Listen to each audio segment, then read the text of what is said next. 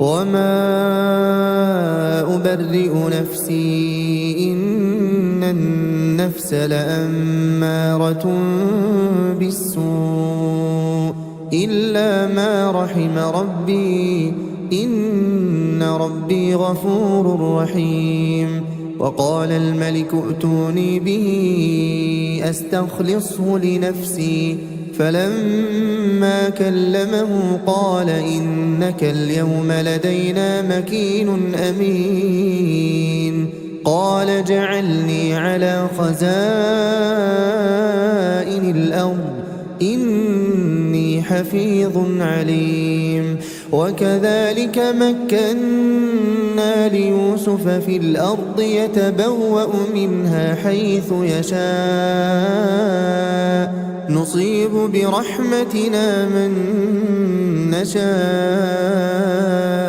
ولا نضيع أجر المحسنين. ولأجر الآخرة خير للذين آمنوا وكانوا يتقون. وجاء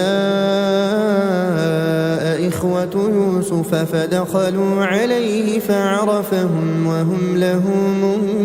منكرون. ولما جهزهم بجهازهم قال ائتوني بأخ لكم من أبيكم ألا ترون أني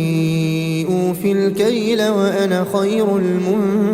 المنزلين. فإن لم تأتوني به فلا كيل لكم عندي ولا تقربون. قالوا سنراود عنه أباه وإنا لفاعلون.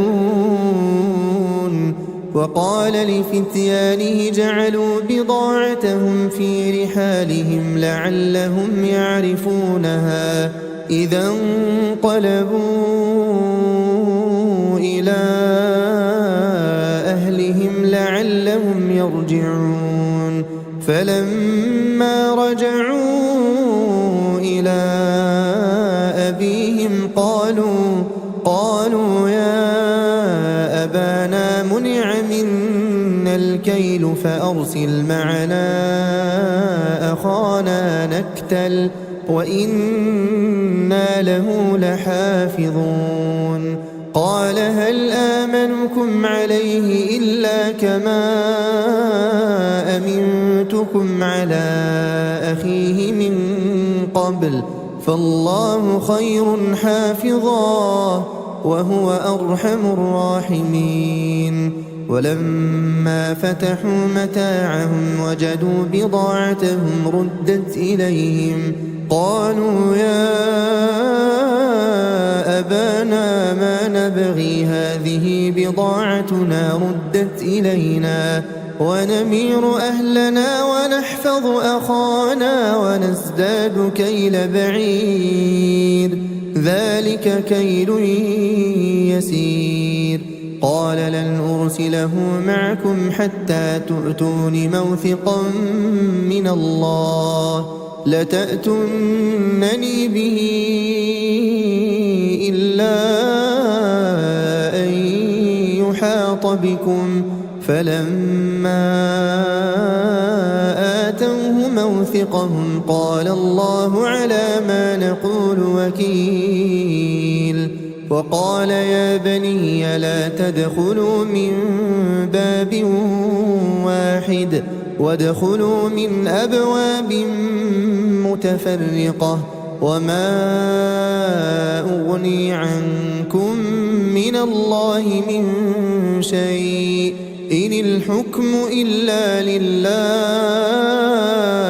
عليه توكلت وعليه فليتوكل المتوكلون. ولما دخلوا من حيث أمرهم أبوهم ما كان يغني عنهم من الله من شيء إلا حاجة في نفس يعقوب قضاها وإنه لذو علم لما علمناه ولكن أكثر الناس لا يعلمون. ولما دخلوا على يوسف آوى أخاه قال إني أنا أخوك فلا تبتئس بما كانوا يعملون فلما جهزهم بجهازهم جعل السقاية في رحل أخيه ثم أذن مؤذن أيتها العير إنكم لسارقون قالوا وأقبلوا عليهم ماذا تفقدون قالوا نفقد صواع الملك ولمن جاء به حمل بعير وأنا به زعيم قالوا تالله لقد علمتم ما جئنا لنفسد في الأرض وما كنا سارقين قالوا فما جزاؤه إن كنتم كاذبين قالوا جزاؤه من وجد في رحله فهو جزاؤه كذلك نجزي الظالمين فبدأ بأوعيتهم قبل وعاء أخيه ثم استخرجها من وعاء أخيه كذلك كدنا ليوسف ما كان ليأخذ أخاه في دين الملك إلا أن يشاء الله نرفع درجات من نشاء وفوق كل ذي علم عليم قالوا إن يسرق فقد سرق أخ له من قبل فأسرها يوسف في نفسه ولم يبدها لهم قال أنتم شر مكانا والله أعلم بما تصفون قالوا يا أيها العزيز إن له أبا شيخا كبيرا فخذ أحدنا مكانه إنا نراك من المحسنين قال معاذ الله أن نأخذ إلا من وجدنا متاعنا عنده إنا إذا لظالمون فلما استيئسوا منه خلصوا نجيا قال كبيرهم ألم تعلموا أن أباكم قد أخذ عليكم موثقا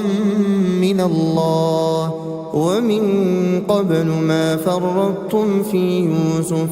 فلن أبرح الأرض حتى يأذن لي أبي أو يحكم الله لي وهو خير الحاكمين ارجعوا إلى أبيكم فقولوا يا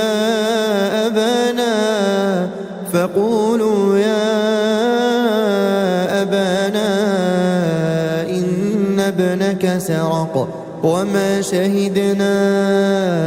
إلا بما علمنا وما كنا للغيب حافظين واسأل القرية التي كنا فيها والعير التي أقبلنا فيها وإنا لصادقون قال بل سولت لكم أنفسكم أمرا فصبر جميل عسى الله أن يأتيني بهم جميعا إنه هو العليم الحكيم وتولى عنهم وقال يا أسفا على يوسف وابيضت عيناه من الحزن فهو كظيم قالوا تالله تفتأ تذكر يوسف حتى تكون حرضا أو تكون من الهالكين قال إنما أشكو بثي وحزني إلى الله وأعلم من الله ما لا تعلمون يا بني يذهبوا فتحسسوا من يوسف وأخيه ولا تيأسوا من روح الله إنه لا ييأس من روح الله إلا القوم الكافرون فلما دخلوا عليه قالوا يا أيها العزيز مسنا وأهلنا الضر وجئنا ببضاعة مزجاة فأوف لنا الكيل وتصدق علينا إن الله يجزي المتصدقين قال هل علمتم ما فعلتم بيوسف وأخيه إذ أنتم جاهلون قالوا أئنك لأنت يوسف قال أنا يوسف وهذا أخي قد من الله علينا إنه من يتق ويصبر فإن الله لا يضيع أجر المحسنين قالوا تالله لقد آثرك الله علينا وإن كنا لخاطئين قال لا تثريب عليكم اليوم يغفر الله لكم وهو أرحم الراحمين اذهبوا بقميصي هذا فألقوه على وجه أبي يأت بصيرا وأتوني بأهلكم أجمعين ولما فصلت العير قال أبوهم إني لأجد ريح يوسف لولا أن تفندون قالوا تالله إنك لفي ضلالك القديم فلما أن جاء البشير ألقاه على وجهه فارتد بصيرا قال ألم أقل لكم إني أعلم من الله ما لا تعلمون قالوا يا أبانا استغفر لنا ذنوبنا إنا كنا خاطئين قال سوف أستغفر لكم ربي إنه هو الغفور الرحيم فلما دخلوا على يوسف آوى إليه أبويه وقال ادخلوا مصر إن شاء الله آمنين ورفع أبويه على العرش وخروا له سجدا وقال يا أبت هذا تأويل رؤياي من قبل قد جعلها ربي حقا وقد أحسن بي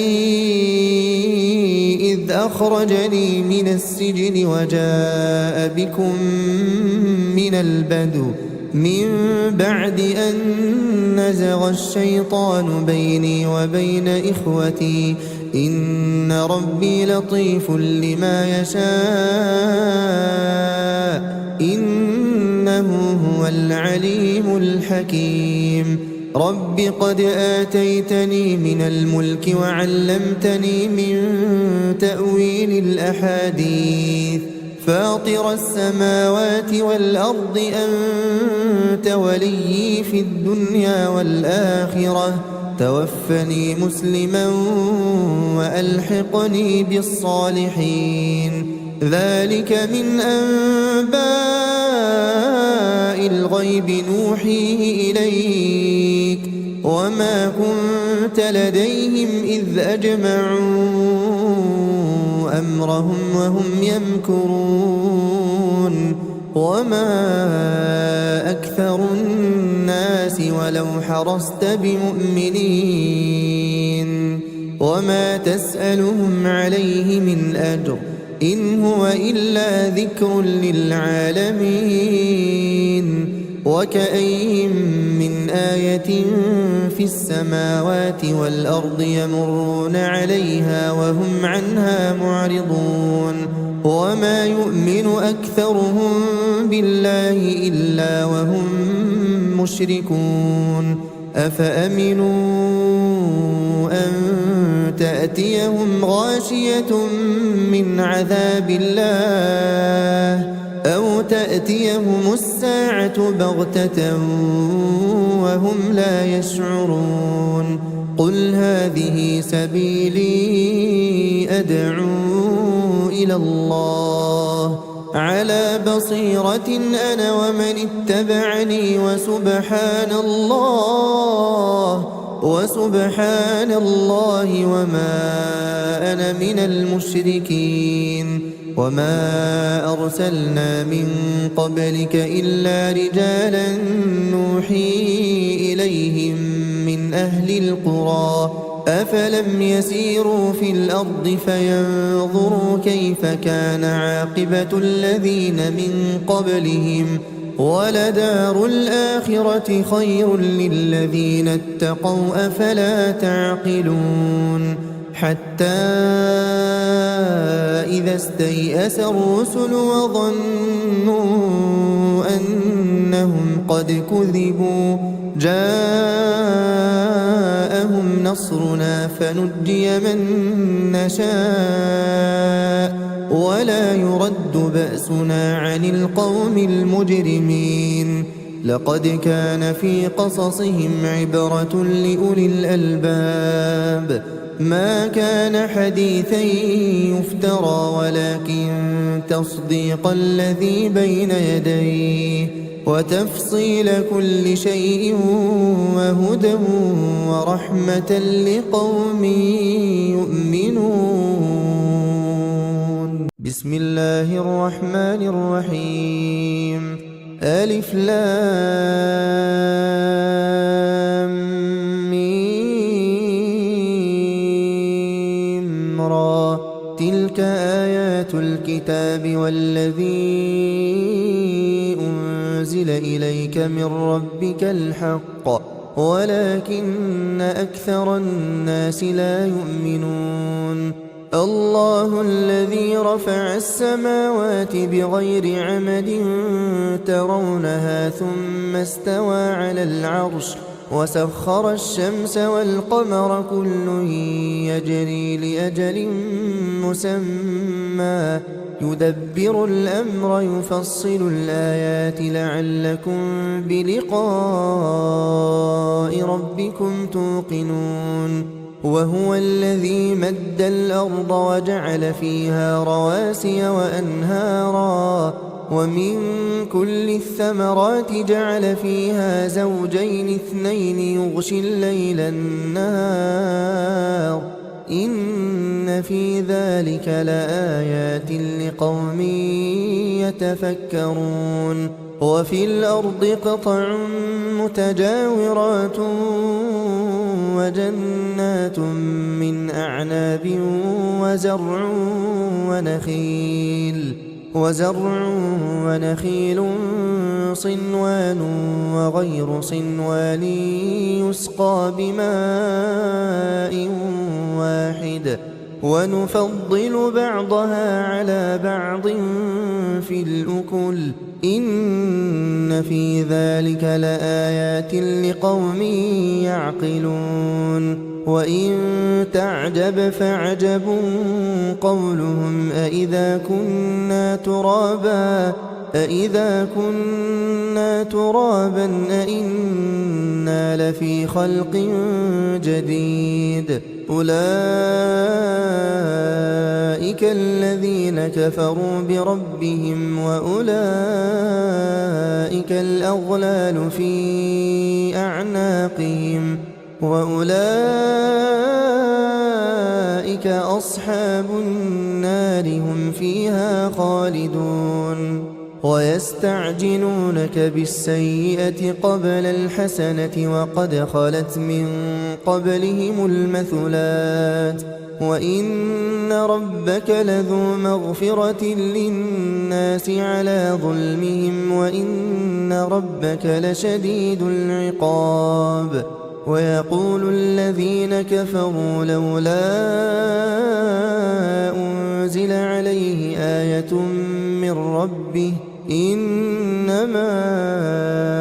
أنت منذر ولكل قوم هاد الله يعلم ما تحمل كل أنثى وما تغيض الأرحام وما تزداد وكل شيء عنده بمقدار عالم الغيب والشهادة الكبير المتعال سواء منكم من أسر القول ومن جهر به ومن هو مستخف بالليل وسارب بالنهار له معقبات من بين يديه ومن خلفه يحفظونه من أمر الله إن الله لا يغير ما بقوم حتى يغيروا ما بأنفسهم وإذا أراد الله بقوم سوءا فلا مرد له وما لهم من دونه من وال هو الذي يريكم البرق خوفا وطمعا وينشئ السحاب الثقال ويسبح الرعد بحمده والملائكة من خيفته ويرسل الصواعق فيصيب بها من يشاء وهم يجادلون في الله وهو شديد المحال له دعوة الحق والذين يدعون من دونه لا يستجيبون لهم بشيء إلا كباسط كفيه إلى الماء ليبلغ فاه وما هو ببالغه وما دعاء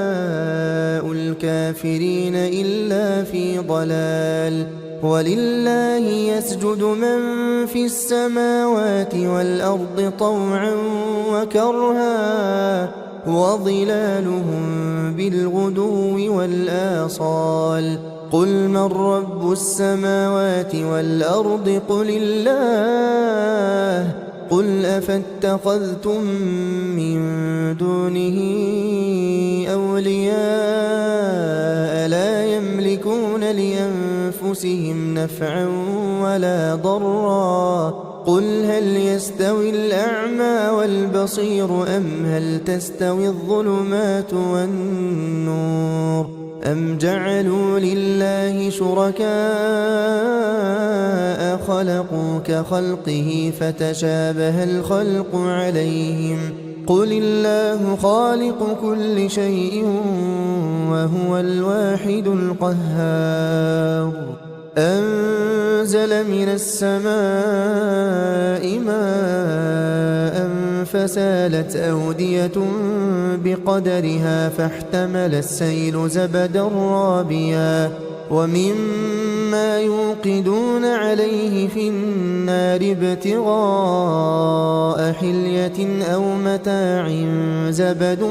مثله كذلك يضرب الله الحق والباطل فأما الزبد فيذهب جفاء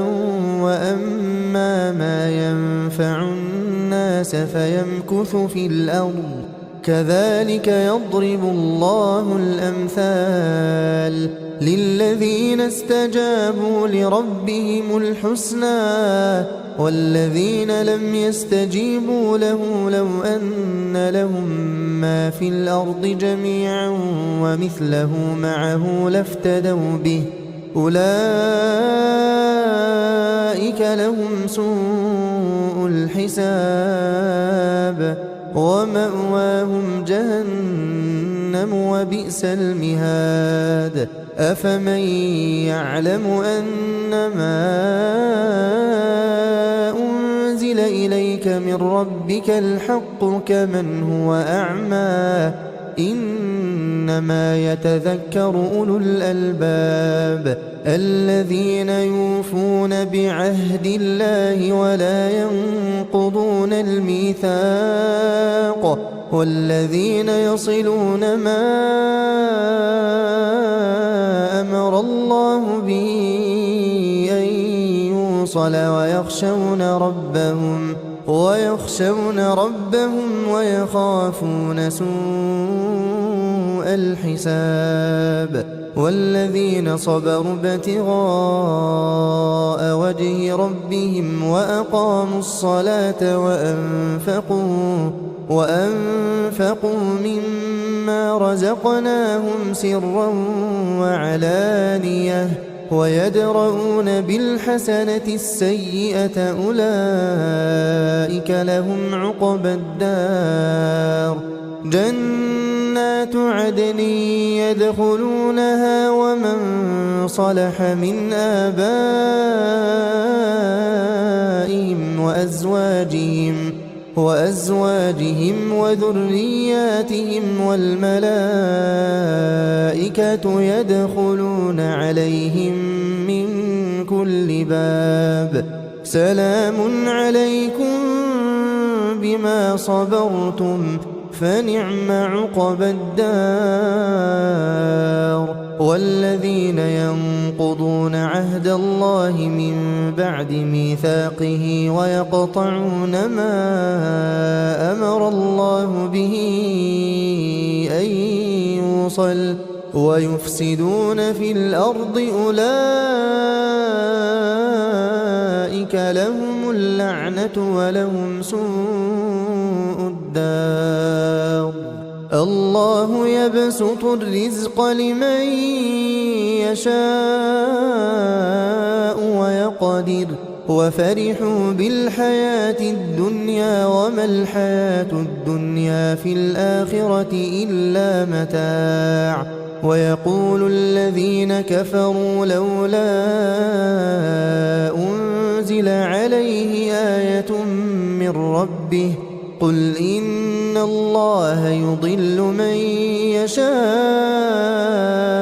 ويهدي إليه من أناب الذين آمنوا وتطمئن قلوبهم بذكر الله ألا بذكر الله تطمئن القلوب الذين آمنوا وعملوا الصالحات طوبى لهم وحسن مآب كذلك أرسلناك في أمة قد خلت من قبلها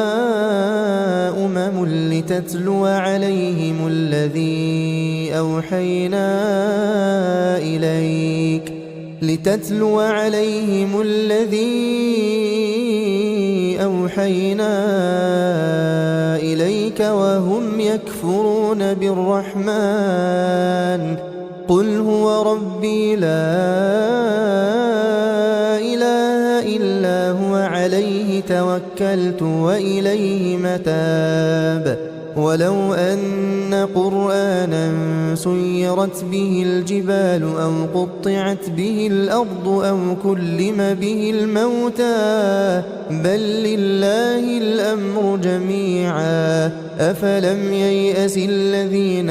آمنوا أن لو يشاء الله لهدى الناس جميعا ولا يزال الذين كفروا تصيبهم بما صنعوا قارعة أو تحل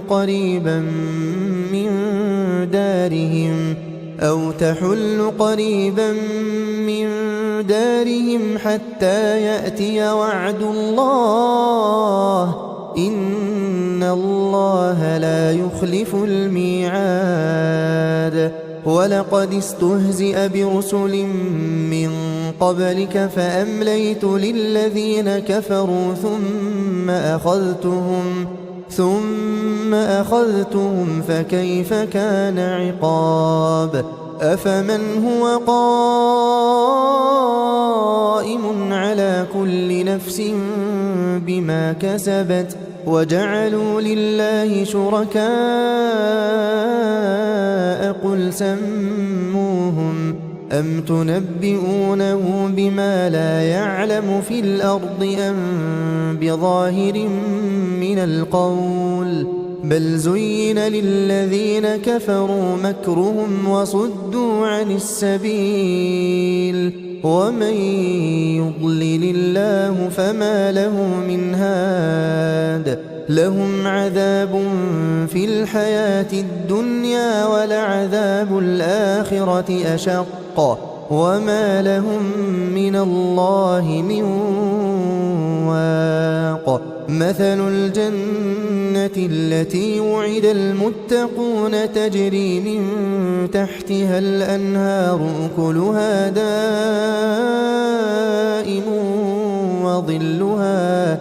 تلك عقبى الذين اتقوا وعقبى الكافرين النار. والذين آتيناهم الكتاب يفرحون بما أنزل إليك ومن الأحزاب من ينكر بعضه قل إنما أمرت أن أعبد الله ولا أشرك به إليه أدعو وإليه مآب. وكذلك أنزلناه حكما عربيا ولئن اتبعت أهواءهم بعدما جاءك من العلم ما لك من الله من ولي ولا واق. ولقد أرسلنا رسلا من قبلك وجعلنا لهم أزواجا وذرية وما كان لرسول أن يأتي بآية إلا بإذن الله لكل أجل كتاب. يمحو الله ما يشاء ويثبت وعنده أم الكتاب. وإما نرينك بعض الذي نعدهم أو نتوفينك فإنما عليك البلاغ وعلينا الحساب. أولم يروا أنا نأتي الأرض ننقصها من أطرافها والله يحكم لا معقب لحكمه وهو سريع الحساب. وقد مكر الذين من قبلهم فلله المكر جميعا يعلم ما تكسب كل نفس وسيعلم الكفار لمن عقبى الدار. ويقول الذين كفروا لست مرسلا قل كفى بالله شهيدا بيني وبينكم ومن عنده علم الكتاب.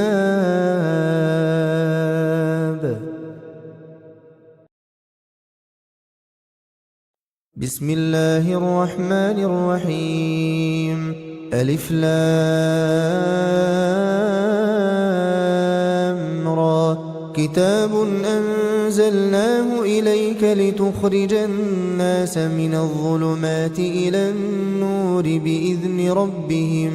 بإذن ربهم إلى صراط العزيز الحميد. الله الذي له ما في السماوات وما في الأرض، وويل للكافرين من عذاب شديد. الذين يستحبون الحياة الدنيا على الآخرة ويصدون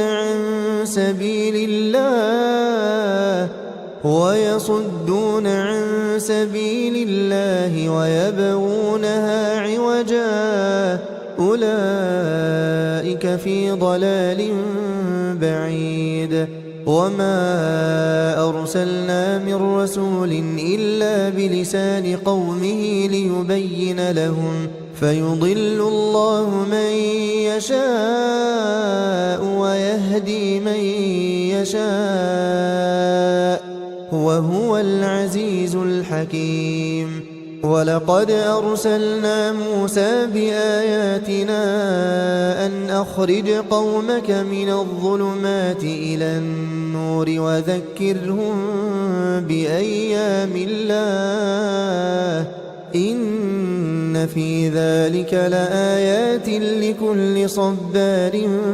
شكور. وإذ قال موسى لقومه اذكروا نعمة الله عليكم إذ أنجاكم من آل فرعون يسومونكم سوء العذاب ويذبحون أبناءكم ويستحيون نساءكم، وفي ذلكم بلاء من ربكم عظيم. وإذ تأذن ربكم لئن شكرتم لأزيدنكم ولئن كفرتم إن عذابي لشديد. وقال موسى إن تكفروا أنتم ومن في الأرض جميعا فإن الله لغني حميد. ألم يأتكم نبأ الذين من قبلكم قوم نوح وعاد وثمود والذين من بعدهم لا يعلمهم إلا الله، جاءتهم رسلهم بالبينات فردوا أيديهم في أفواههم وقالوا إنا كفرنا بما أرسلتم به وإنا لفي شك مما تدعوننا إليه مريب. قالت رسلهم أفي الله شك فاطر السماوات والأرض يدعوكم ليغفر لكم من ذنوبكم ويؤخركم إلى أجل مسمى، قالوا إن أنتم إلا بشر مثلنا تريدون أن تصدونا عما كان يعبد آباؤنا فأتونا بسلطان مبين. قالت لهم رسلهم إن نحن إلا بشر مثلكم ولكن الله يمن على من يشاء من عباده وما كان لنا أن نأتيكم بسلطان إلا بإذن الله وعلى الله فليتوكل المؤمنون. وما لنا ألا نتوكل على الله وقد هدانا سبلنا ولنصبرن على ما آذيتمونا وعلى الله فليتوكل المتوكلون. وقال الذين كفروا لرسلهم لنخرجنكم من أرضنا أو لتعودن في ملتنا فأوحى إليهم ربهم لنهلكن الظالمين ولنسكننكم الأرض من بعدهم ذلك لمن خاف مقامي وخاف وعيد واستفتحوا وخاب كل جبار عنيد من ورائه جهنم ويسقى من ماء صديد يتجرعه ولا يكاد يسيغه ويأتيه الموت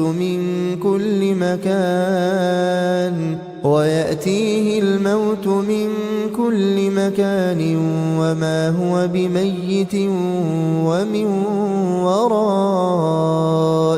عذاب غليظ مثل الذين كفروا بربهم أعمالهم كرماد اشتدت به الريح في يوم عاصف لا يقدرون مما كسبوا على شيء ذلك هو الضلال البعيد ألم تر أن الله خلق السماوات والأرض بالحق إن يشأ يذهبكم ويأت بخلق جديد وما ذلك على الله بعزيز وبرزوا لله جميعا فقال الضعفاء للذين استكبروا إنا كنا لكم تبعا فهل أنتم مغنون عنا من عذاب الله من شيء قالوا لو هدانا الله لهديناكم سواء علينا أجزعنا أم صبرنا ما لنا من محيص وقال الشيطان لما قضي الأمر إن الله وعدكم وعد الحق ووعدتكم فأخلفتكم وما كان لي عليكم من سلطان إلا أن دعوتكم فاستجبتم لي فلا تلوموني ولوموا أنفسكم ما أنا بمصرخكم وما أنتم بمصرخي إني كفرت بما أشركتمون من قبل إن الظالمين لهم عذاب أليم وأدخل الذين آمنوا وعملوا الصالحات جنات تجري من تحتها الأنهار خالدين فيها بإذن ربهم تحيتهم فيها سلام ألم تر كيف ضرب الله مثلا كلمة طيبة كشجرة طيبة أصلها ثابت وفرعها في السماء تؤتي أكلها كل حين بإذن ربها ويضرب الله الأمثال للناس لعلهم يتذكرون ومثل كلمة خبيثة كشجرة خبيثة اجتثت من فوق الأرض ما لها من قرار يثبت الله الذين آمنوا بالقول الثابت في الحياة الدنيا وفي الآخرة ويضل الله الظالمين ويفعل الله ما يشاء ألم تر إلى الذين بدلوا نعمة الله كفرا وأحلوا قومهم دار البوار جهنم يصلونها وبئس القرار وجعلوا لله أندادا ليضلوا عن سبيله قل تمتعوا فإن مصيركم إلى النار قل لعبادي الذين آمنوا يقيموا الصلاة وينفقوا مما رزقناهم سرا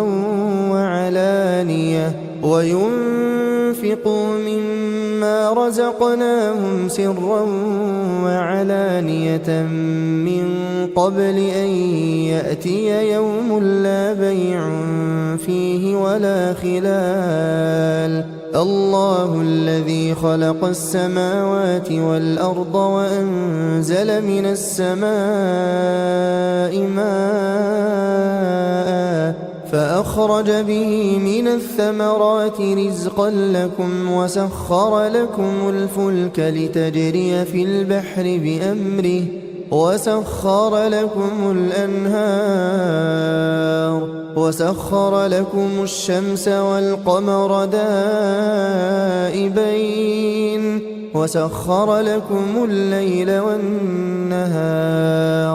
وآتاكم من كل ما سألتموه وإن تعدوا نعمة الله لا تحصوها إن الإنسان لظلوم كفار وإذ قال إبراهيم رب اجعل هذا البلد آمنا واجنبني وبني أن نعبد الأصنام رب إنهن أضللن كثيرا من الناس فمن تبعني فإنه مني ومن عصاني فإنك غفور رحيم ربنا إني أسكنت من ذريتي بواد غير ذي زرع عند بيتك المحرم ربنا ليقيموا الصلاة فاجعل أفئدة من الناس تهوي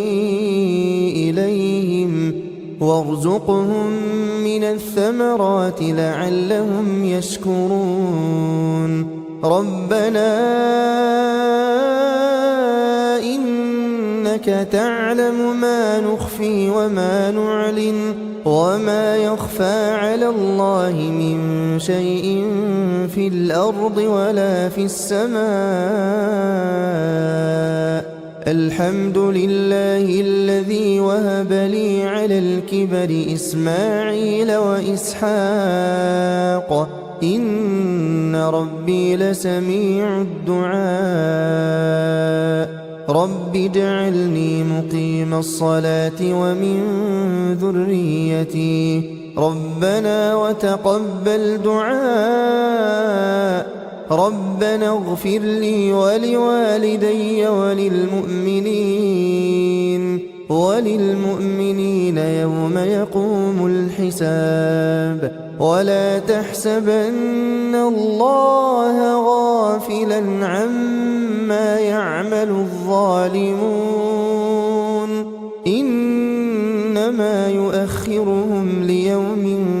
تشخص فيه الأبصار مهطعين مقنعي رؤوسهم لا يرتد إليهم طرفهم وأفئدتهم هواء وأنذر الناس يوم يأتيهم العذاب فيقول الذين ظلموا ربنا أخرنا إلى أجل قريب نجب دعوتك ونتبع الرسل أولم تكونوا أقسمتم من قبل ما لكم من زوال وسكنتم في مساكن الذين ظلموا أنفسهم وتبين لكم كيف فعلنا بهم وضربنا لكم الأمثال وقد مكروا مكرهم وعند الله مكرهم وإن كان مكرهم لتزول منه الجبال فلا تحسبن الله مخلف وعده رسله إن الله عزيز ذو انتقام يوم تبدل الأرض غير الأرض والسماوات وبرزوا لله الواحد القهار وترى المجرمين يومئذ مقرنين في الأصفاد سرابيلهم من قطران وتغشى وجوههم النار ليجزي الله كل نفس ما كسبت إن الله سريع الحساب هذا بلاغ للناس ولينذروا به وليعلموا أنما هو إله واحد وليذكر أولو الألباب بسم الله الرحمن الرحيم ألف لام را تلك آيات الكتاب وقرآن مبين